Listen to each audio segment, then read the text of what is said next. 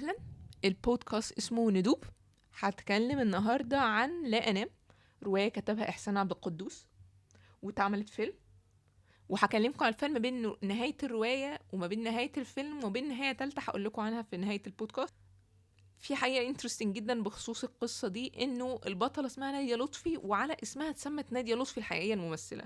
نادية لطفي الحقيقية الممثلة اسمها الحقيقي بولا، وهي اتسمت على اسم نادية لطفي اللي في لا أنام. في حاجات كتير يعني مذهلة وانترستنج في القصة، خلينا نخش فيها. القصة أصلا إحسان عبد القدوس بديها بإهداء إلى أطيب البنات قلبا وأشدهن إحساسا بضميرها، وكل جريمتها أنها أرادت أن تكون أكثر من إنسان. ده من الآخر ده الكور بتاع القصة أو أساسها أو فحواها أو مضمونها. هو بعد كده حتى جايب اقتباس نفسه بيقول أنا الخير والشر معا لأني إنسان. هو دي القصة من الآخر.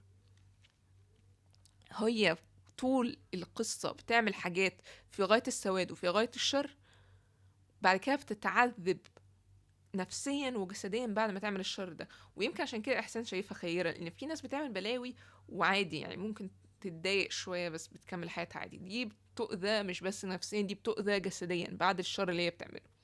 دي وجهة نظر إحسان. أنا في الرواية لما أجي أتكلم عن الشخصيات، لما اجي اكرر كلام عن الشخصيات هقول لكم عن اسمهم، اسم الممثل اللي في الفيلم، مع اعتراضي عن اختيارات يعني عن اختيارات كتير من الممثلين في الفيلم، بس عشان ما نتلخبطش يعني. فنادية لطفي في الرواية بتقول ان هي بتقول لإحسان، بتقول له انت ما تعرفنيش، بس انا أدرت رأسك مرتين لما شفتني في المكان الفلاني والمكان الفلاني، بس انا اتعودت، انا دايما بأدير اعناق الرجال. الست واثقة في نفسها خالص يعني، ايا كان. بس في جملة بقى بتقولها في غاية الجمال في المقدمة بقى في الفصل الأولاني، إنه بتطرح تساؤل إنه إيه اللي بيخلي الطفل يتسلق الشجرة ويهدم العش بتاع العصفور وبعد كده يبكي لو مات العصفور. إيه اللي يخليه يعمل الجرم ده وبعد كده إيه اللي بيخليه يندم؟ ده برضو أساس القصة، إن هي بتعمل الشر وبعد كده ترجع تندم. طب أنت عملت الشر ليه؟ وبعد كده رجعتي ندمتي ليه؟ حاجة مش مفهومة. طيب، القصة عبارة عن نادية لطفي اللي هي في الفيلم فاتن حمامة. ففاتن حمامة دي عايشة ما بين باباها ومامتها، هي عايشة مع باباها ومامتها منفصلين، فهي بتحكي عن واقعها ده. وكانت في المدرسة كان معاها واحدة برونيت. الواحدة دي بعد كده هنعرف ان هي هند رستم. الجزء الاولاني ان هند رستم وفاتن حمامة كانوا في نفس المدرسة مع بعض ما كانش في الفيلم، بس مهم بالنسبة لي في الرواية. فاتن حمامة البلوند هتوقع ما بين هند رستم البرونيت، استحملوا معايا عشان ده وصف الرواية غير وصف الفيلم، يعني الشخصية مختلفة من الفيلم للرواية. فالمهم ان كانت احلى بلوند في المدرسة كانت فاتن حمامة، واحلى برونات في المدرسة كانت هند رستم. وبعد كده فاتن حمامة هتوقع ما بين هند رستم وما بين حبيب هند رستم، وهتسيبها في كل الحزن وهتسيبها في كل المشاكل، وبعد كده تتعذب جسديا كالعادة بعد ما تعمل مشكلة ما بين الناس. فاتن حمامة وده مش مذكور في الفيلم، يعني مش جايبين الرواية ان هما البداية ان هما كانوا الاتنين كانوا في نفس المدرسة سوا، وانه حصل فعل الشر ده من فاتن حمامة. هو بيبتدي الفيلم ان هي عايشة مع باباها، وان باباها بعد كده اتجوز واحدة اللي هي مريم فخر الدين، وان هي كانت زوجة اب فاتن حمامة، وان هي كانت ست كانت جميلة جدا وكانت كويسة جدا وكانت حنينة على فاتن جدا. بعد كده فاتن بتبتدي تحب واحد ضعف عمرها اللي هو بيطلع في الرواية عماد حمدي يمشي. فعماد حمدي بعد كده بنكتشف ان هو يعني اكيد يعني بيحاول يستغل فاتن حمامة، يعني اللي اصغر منه بنص عمره يعني. والفكرة ان هي كانت بتروح وتزوره من وراء اهلها اكيد يعني. ومرة قال لها الاقتباس ده معمول عليه كمية كوميديا على الفيسبوك، وانا بيضايقني الكوميديا اللي عليه جدا، لان هو اقتباس في غاية الألم وفي غاية الوجع، وانا معرفش الناس بتضحك عليه ليه بصراحة. لما مرة هي كانت قاعدة معاه قال لها، او هي راحت سألها بتقوله انت تعرف ترسم؟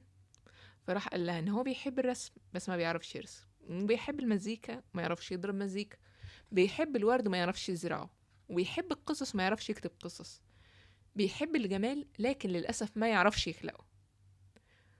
بعد كده قال: ساعات كنت أحس إن أقدر أعمل تماثيل، كانت صوابعي تتحرك في الهواء زي ما تكون الطينة قدامي وبعمل منها تمثال. كنت أروح أشتري طينة فعلا وأحاول أعمل منها حاجة، ما أقدرش. وساعات كان يتهيألي إن أقدر أضرب كمانجة، كنت أبقى مليان أنغام وألحان، أروح أشتري كمانجة وأجي أضرب عليها، معرفش، أتجنن وأروح كسر الكمانجة. أنا دلوقتي تقدري تسميني ناقد، أفهم في كل الفنون، إنما مش فنان، مش خالق. والفنانين كلهم بيجوا ياخدوا رأيي في الكويس والوحش، إنما أنا لا أقدر أعمل كويس ولا وحش. وهي بتقول: وتأثرت له، أحسست كأنه يشكو في نفسه ما لا أفهمه، لم أستطع أن أفهم بالضبط كلامه، ولكني أحسست أن في هذا الكلام شكوى، وأنه لا يشكو لي بالذات، إنما يشكو نفسه لنفسه، يشكو من قدر مكتوب عليها، قدر يقيد روحه فلا يطلق. ده اقتباس في غاية الألم بالنسبة لي، في غاية الألم. أنا كحد بيكتب، أنا فاهمة الألم ده، ألم إن هو عايز أكتب وعايز أجرب. طب هو بقى ما بيكتبش أصلا، ومفيش عنده هواية عارف يعملها للآخر، وعمال يتشكك، وعمال يحس إن هو مجرد هو ناقد لا يعرف يعمل كويس ولا وحش. فالاقتباس في غاية الألم ما بتبقى، يعني لو حد عايز يضايقني يجيب لي الاقتباس ده في وشي ويضحك عليه. لما بلاقي الكوميديا اللي على الاقتباس ده أنا فعلا بتعصب، يعني بتضايق جدا. على صورة عماد حمدي بقى، وبقى افكت فظيع يعني. فالمهم هي بتفضل تزور في عماد حمدي ايا كان، وبعد كده هي بتقرر ان هي توقع ما بين باباها يحيى شاهين وما بين مراته مريم فخر الدين. فبتدبر أشياء، وبتدبر إن يبان كأن مريم فخر الدين بتخون جوزها يحيى شاهين، وبتنجح خطة فاتن حمامة، وفعلا بيطرد مريم فخر الدين وبيتهمها إن هي كانت خاينة. في هذه الأثناء بيبتدي ألم جسدي فظيع يصيب فاتن حمامة اللي هي عملت المقلب ده كله. يعني هي المفروض إن هي خلاص هي عملت المقلب، خلاص يعني استمتعي بثماره يا شرير. بس عشان هي مش شريرة، هي بتفضل حاسة بالألم الجسدي لفترة بعد ما عملت ده. ألم جسدي مش بس ألم نفسي، ألم كان ألم الكلى تقريبا، يعني ألم موجع فظيع. في حاسة بالذنب من اللي هي بتعمله، ومش عارفة توقف نفسها. ودي البارادوكس، ودي المفارقة اللي في الكتاب، ودي المفارقة اللي في شخصيتها. عشان كده إحسان كان شايفها من أطيب الناس. اللي بيعمل شر بيبقى بعديها اللي هو أنا بنقذكم، أنا بعمل الصح، أنا مش عارفة إيه، يعني حاجات زي إيه. ما بيبقاش شايف إن هو بيعمل شر، ما بيبقاش مدرك إن هو بيعمل شر، بيبقى في أوهامه، ما بيبقاش مدرك إن هو شرير. فدي واحدة بتعمل شر ومش مش مستمتعة وهي بتعمل الشر. ده يمكن اللي بيتكلم عنه إحسان عبد القدوس. المهم بتعدي الأيام، وبعد كده بنلاقي إن مريم فخر الدين بتتجوز عماد حمدي اللي هو كان حبيب مين؟ كان حبيب فاتن حمامة. ولما بتشوفهم فاتن حمامة بتحس بالحسرة، لأن هو كان حبيبها هي، وهي شايفة إن هي ما كانتش ذكية ولا شاطرة زي مريم فخر الدين، وإن مريم فخر الدين هي اللي عرفت تاخد حبيبها وعرفت تتجوزه. يعني دي كانت رؤيتها كطفلة يعني، أو كحد لسه مراهق يعني.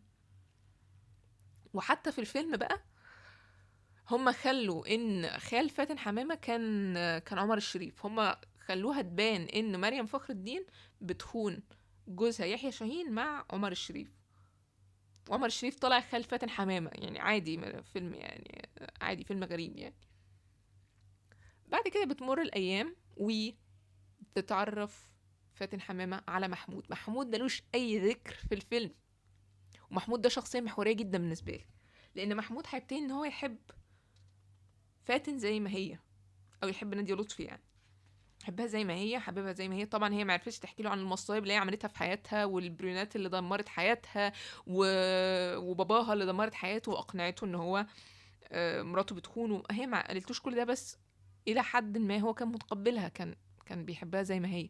وحتى قالت الاقتباس ده كان جميل جدا. كان قاله محمود لما عرفها. محمود في مرة قال لها ان هو بيتساءل ايه اللي بيجمعهم، احنا شبه بعض ولا متناقضين؟ فبيقول لها لا، ان احدنا يكمل الاخر، انت عاطفيه وانا منطقيه، أنت قلب وأنا عقل، أنت تنظرين إلى السطح وأنا أنظر إلى الأعماق، أنت ملاك وأنا إنسان، وأنت وأنا نكون الإنسان الكامل، كل منا نصف الآخر، وإني أحس وأنا هنا بعيدا عنك بأني نصف، أريد أن أعود إلى نصف الآخر. فده طبعا كان اقتباس كان أنا بحبه جدا جدا، ما يعرفوش اللي هيحصل لهم في الآخر. كان جواب كان كتبه محمود ليها يعني تقريبا وهو مسافر على ما أتذكر. بتكمل القصة، وبعد كده بيتعرف يحيى شاهين والد فاتن حمامة على البرونات هند رستم. هند هي البرونات اللي كانت مع فاتن حمامة في المدرسة، اللي فاتن وقعت ما بينها وما بين حبيبها، فاتحولت هند لشخص آخر تماما. هند بتتجوز يحيى شاهين، وبتخش في القصة بتجيب معاها رشدي أباظة. هي أصلا بتحب رشدي أباظة، وهي فعلا بقى هتكون يحيى شاهين مع رشدي أباظة. طب هي تعمل ايه؟ طب هي عاوزاه في حياتها، بس هي متجوزة، مفيش مسوغ يخلي ان هو في حياتها. فبتعمل ايه؟ بتقنع ابو فاتن حمامة اللي هو يحيى شاهين ان فاتن حمامة تتخطب لرشدي أباظة عشان يبقى وجوده مبرر، يبقى وجود رشدي أباظة مبرر. طبعا يعني بذكاء فاتن حمامة هي مش هيفوتها انه دلوقتي مرات ابوها هند رستم بتخون ابوها مع رشدي أباظة، وهي بتحب محمود اصلا، فهي مش عايزه رشدي أباظة، بلس ان هو ده اللي هي اللي هند رستم بتخون ابوها معاه يعني. بس هي مش هتقدر تقول للمره التانية انت بتتخان من مراتك، مش هتقدر. فاضطرت ان هي تضحي بنفسها وتتحمل وتتجوز او تخش في خطوبه مع رشدي أباظة. في الكتاب محمود اللي مش مذكور في الفيلم، لما بتوصل له انباء الخطوبه هو بيقطع علاقته تماما بفاتن حمامه، نادية لطفي يعني، وما بيسيبلهاش فرصه ان هي تبرر خالص. ودي كانت نهاية الرواية كرواية. نهاية الرواية اللي فيها محمود بيقول ايه؟ ان هي دلوقتي عندها 21 سنة، بتعيش في ملل وفراغ، وتكره مرآتها وفراشها وبيتها، ولا تدري ما هو الخير والشر، ولم تعد تحاول أن تعرف، عشان مفيش حاجة في الحياة تستاهل ان هي تكون خير وشر. هي حياة كالماء، ليس لها لون ولا شكل، ولا تستطيع أن تمسكها بإيدك. هي إنسانة من العدم، من الفراغ، من لا شيء، لها تصرفاتها، ولكن تصرفاتها ليس لها أهداف، وما بتحاولش تحكم على دوافعها. ممكن بعض التصرفات تكون خير، وقد يكون بعضها شر، وقد يؤدي الخير بي إلى الشر، ولكنها لم تعد تدري. مش فارق معاها، هي ما بقتش عارفة، هي بقت عايشة زي الميتة حرفيا، وعايزة تنام وهي لا تنام. وده كان اللي نسيت اقول لكم، ان دي الثيم او التيمة بتاعت القصة كلها، ان هي كمان بعد ما بتتعذب جسديا من كل ده طبعا هي مش عارفة تنام. فعشان كده القصة اسمها لا انام. هي تعمل المشكلة من هنا، وتعمل مشكلة في الناس من هنا، ما بترتاحش بعديها بقى وتستقر كده، لا هي بتتعذب عذاب فظيع، عذاب جسدي، وفي الاخر ما بتنامش. فعشان كده القصة اسمها لا انام. نهاية القصة ان هي برضو بتفضل مكملة في ده، بتفضل مكملة ان هي مش عارفة تنام. خسرت محمود الوحيد اللي كان هينتشلها من الحياة الهباب دي، وهو مرضيش يسمع تفسيراتها، مرضيش يسمع تبريراتها، ومجرد اختفى. خلاص، مش انتي خلاص اتخطبتي، طب اسيب لك فرصه، مش يمكن ابويا جابرني، مش يمكن اي حاجه. ما سابلهاش فرصه ان هي تبرر بعقلانيته ومنطقيته الشديده، ما سابلهاش فرصه ان هي تقول ايه اللي حصل. فدي نهايه الروايه اللي انا شايفاها في غايه القسوه، واشد النهايات الثلاثه قسوه من وجهه نظري. الفيلم بقى، القائمين على الفيلم شافوا ان هم لو دخلوا محمود، ولو دخلوا ان هي فكره ان محمود سابها فهي عاشت متعذبه في عذاب، يعني مش متعذبه في عذاب، يعني ده مش كفايه. فهم خلوها تتحرق بشكل ما، ان هي تعيش محروقه بقيت عمرها. انا شايفه ان هي الاولانيه اسود، لما هي تكون عايشه بلا امل، والوحيد اللي بتحبه وحباها سابها، وهتفضل عايشه في السواد اللي هي عملته بايدها، والسواد اللي حصل ده اسود. النهايه دي اسود بالنسبه لي من ان هي تتحرق. بس هما كانوا شايفين انه لازم يجيب لك حاجه حسيه عشان يخوفك، يعني عارفين انت شغل الافلام والجمهور العام والعوام من الناس، يعني لو هو مش انا اللي شايفاهم عوام، هو اللي عمل الفيلم هو اللي شايفهم عوام، ان هو لازم يخوفهم بحاجه، حاجه حقيقيه يعني، حاجه ملموسه تخوف الناس، مش شر يعني. خفتم من الشر؟ انا ما خفتش. انا خفت من الروايه اكتر ما خفت من الفيلم بصراحه. يعني بس ايا كان، دي وجهه نظر. النهايه التالتة بقى ايه؟ انا كتبت نهايه تالتة للروايه، فانا هقراها لكم وهسيبكم معاها وقولوا لي رايكم. الفكره في النهايه اللي انا كتبتها ان انا تخيلت ان كراسة الاعترافات اللي كتبتها نادية لطفي لإحسان عبد القدوس، إحسان راح بعت لها جواب رد على كراسة الاعترافات. فأنا قلت: عزيزتي نادية، قرأت رسالتك أو ولنقل كراسة اعترافاتك باهتمام شديد.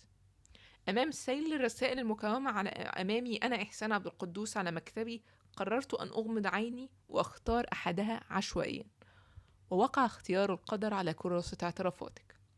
تعجبت كثيرا، فرسالتك من الخارج، واعذريني، لا تشي بأي نوع من الاختلاف عما قرأته من اعترافات البنات طوال عمري، فقط كراسة أنيقة لفتاة ظننتها ستشكو من متاعب المراهقات المعتاد. لم أظن لوهلة أن رسالتك ستخطف انتباهي كلية إلى هذا الحد. لم أنم أنا أيضا يا نادية حتى أنهيت قراءة اعترافاتك كاملة، واعذريني مجددا. لم أستطع أن أطبع قصتك بتلك النهاية. نعم، أطبعها. أنت لا تدرين أي شيء عني على ما يبدو سوى التفاتتي إليك يوم رأيتك في الإسكندرية. ربما لو علمت عني أكثر لما استأمنتيني على تلك الرسالة.